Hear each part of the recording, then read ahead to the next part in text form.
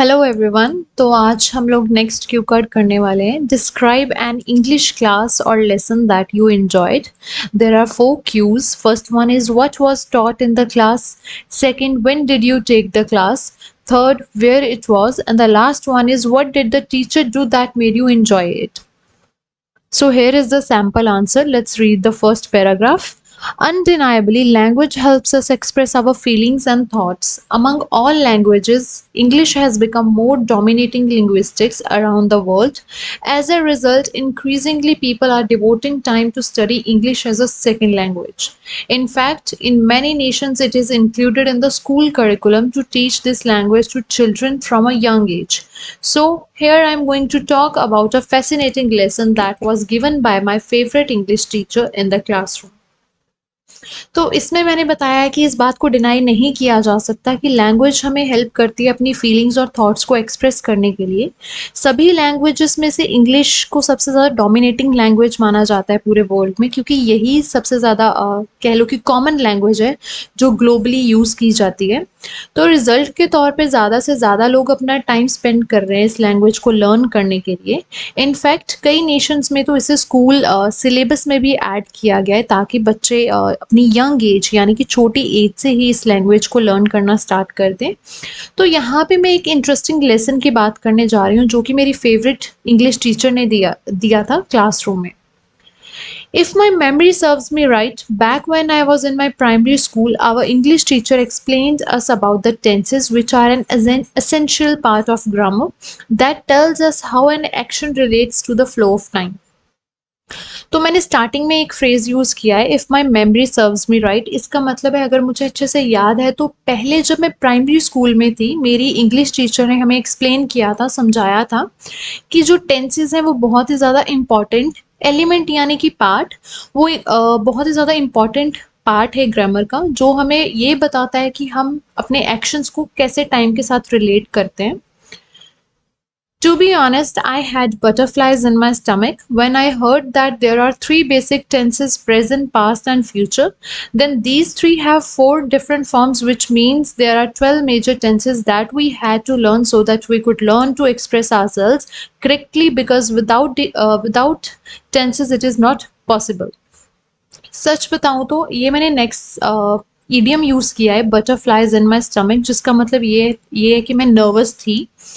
तो जब मैं नर्वस थी जब मैंने ये सुना कि 3 बेसिक टेंसेस हैं, प्रेजेंट, पास्ट और फ्यूचर, और ये जो 3 टेंसेस हैं इनके आगे फोर डिफरेंट फॉर्म्स हैं, जिसका मतलब 12 मेजर टेंसेस बनते हैं जो कि हमें लर्न करने थे ताकि हम ये सीख सके कि खुद को हमने करेक्टली एक्सप्रेस कैसे करना है, क्योंकि इन टेंसेस के बिना ये पॉसिबल नहीं है। Although it was quite an uphill task, however, our teacher promised us that she will make this lesson a piece of cake for us. Honestly, she kept her words and the whole class got flabbergasted to see her making so much efforts. The most interesting thing was that she brought flashcards with herself. तो चाहे ये काफ़ी मुश्किल task था, uphill task एक idiom है, इसका मतलब है डिफ़िकल्ट टास्क। ये ईडियम आप कहीं भी यूज़ कर सकते हो इजीली, पर फिर भी हमारे टीचर ने हमारे साथ प्रॉमिस किया था कि वो इस लेसन को एक पीस ऑफ केक बना देंगे, यानी कि बहुत ही इजी टास्क बना देंगे। ये भी एक ईडियम है। Honestly she kept her words. तो सच बताऊँ उन्होंने जो बोला था वही किया, और पूरी क्लास शॉक्ड हो गई थी। फ्लेबरकास्टेड मतलब सरप्राइज्ड या शॉक्ड, जब हमने ये देखा कि हमारे टीचर कितने एफर्ट्स कर रहे थे। और सबसे ज़्यादा इंटरेस्टिंग चीज़ ये थी कि वो अपने साथ फ्लैश कार्ड्स भी लाई थी and wrote the uses of each tense on them.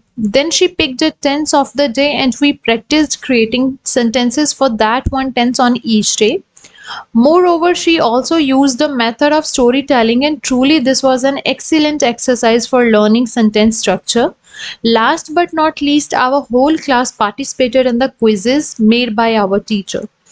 तो उन फ्लैश कार्ड्स पे उन्होंने हर एक टेंस के यूजेस लिखे थे। देन वो एक दिन का टेंस हम लोगों को बताती थी और हम उसी टेंस को लेके उसकी सेंटेंस बनाने की प्रैक्टिस किया करते थे। मोर ओवर उन्होंने स्टोरी टेलिंग का मेथड भी यूज़ किया जो कि मैं बोलूँगी बहुत ही एक्सीलेंट एक्सरसाइज थी सेंटेंस स्ट्रक्चर को लर्न करने के लिए। लास्ट बट नॉट लीस्ट ये मैंने फ्रेज यूज़ किया है। इसका मतलब है कि ये जो मैं पॉइंट अभी बताने जा रही हूँ ये लास्ट तो है लेकिन लीस्ट नहीं है, मतलब इसकी इंपॉर्टेंस उतनी ही है जितने मैंने ऊपर पॉइंट्स बताए जितनी उनकी इंपॉर्टेंस है। Our whole class participated in the quizzes, तो उन्होंने हमसे क्विजेस भी कराए जिसमें पूरी क्लास ने पार्टिसिपेट किया। Thus, I would like to mention here is that she used many effective ways to teach us this lesson, and indeed, that is the causation why I still remember tenses. इसलिए मैं यहाँ पे ये mention करना चाहूँगी कि ये हमारे जो टीचर थे उन्होंने ये सारे इफ़ेक्टिव वेज को यूज़ किया हमें ये लेसन पढ़ाने के लिए, और श्योरली यही एक रीज़न है, कॉजेशन यानी कि रीज़न, जिसकी वजह से अभी भी मुझे ये टेंसेस अच्छे से याद हैं। So thank you guys. This was the cue card. And if you have any questions related to online or offline batches, you can contact us at this given number.